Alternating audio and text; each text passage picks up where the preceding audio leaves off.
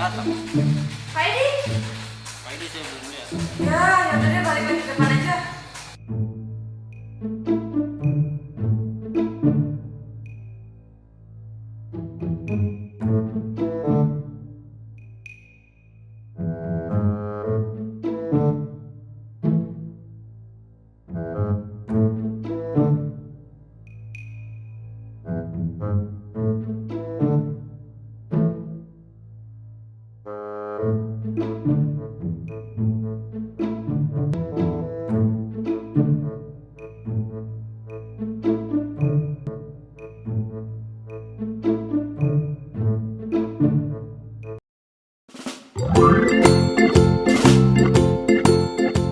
Tujuan Elgrow adalah sebagai wadah menumbuhkan dan mengembangkan kreativitas berpikir pegawai Puslatbang KMP melalui pendekatan non-pelatihan berupa coaching dan mentoring. Ini adalah salah satu alternatif pemenuhan 20 JP hak pegawai untuk pengembangan kompetensi. Karena setiap orang memiliki blind spot yang tidak dapat dilihat oleh dirinya, maka ia butuh sebuah cermin yang dapat memberikannya fitur. Untuk tahap pelaksanaan coaching ini sendiri, Puslatbang KMP berada dalam tahapan Coaching for Growth Mindset. Di dalamnya ada 4 tahapan yang dilakukan. Pertama adalah pra-pelaksanaan, kedua pelaksanaan coaching itu sendiri, ketiga monitoring dan evaluasi, dan yang keempat adalah publikasi.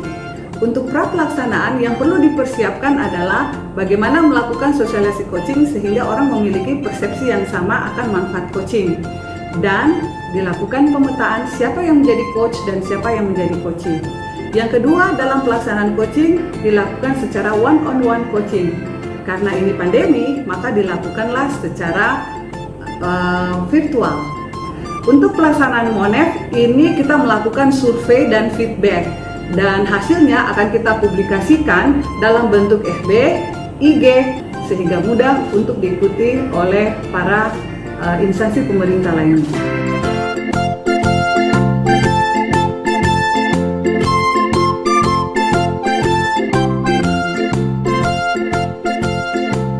Lalu apa sih itu coaching internal? Coaching internal adalah sebuah proses pemberian coaching yang dilakukan di dalam organisasi itu sendiri dengan memberdayakan para pegawai mereka yang telah melakukan certified coach. Dalam pengembangan coaching ini ada 4 tahapan yang bisa kita awali dari tahapan pertama, yaitu coaching for mindset. Growth mindset adalah coaching yang diberikan untuk membangun kesadaran pegawai akan manfaat coaching itu sebagai wadah pengembangan diri sehingga mindset mereka menjadi lebih positif. Misalnya yang tadinya tidak percaya diri menjadi lebih percaya diri. Coaching for performance adalah coaching yang dilakukan untuk memenuhi standar kinerja pegawai atau standar kinerja organisasi. Dalam hal ini termasuk peningkatan soft skill yang ingin dicapai oleh seorang pegawai. Yang ketiga adalah coaching for development, adalah coaching yang diberikan untuk menghasilkan lompatan kinerja berupa inovasi, misalnya pengembangan sistem kerja unit atau sistem kerja organisasi.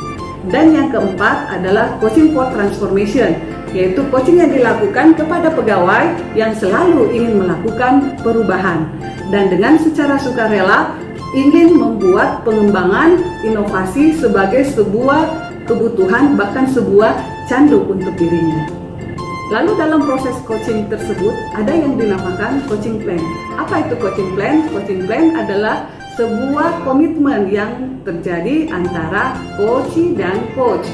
Coaching plan ini nantinya menjadi panduan selama proses coaching berlangsung.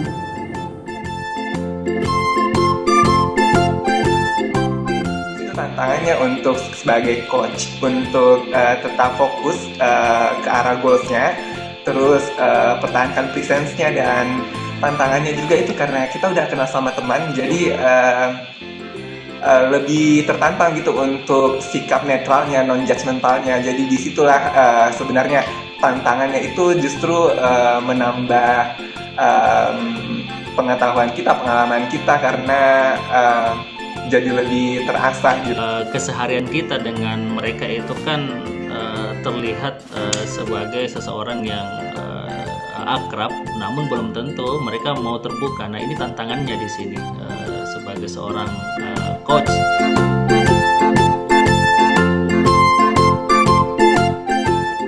Lega karena ada teman untuk berbicara dan bisa seperti memverifikasi hal-hal apa saja yang sudah kita lakukan dalam pekerjaan. Kita ini ngomongnya itu lebih lega.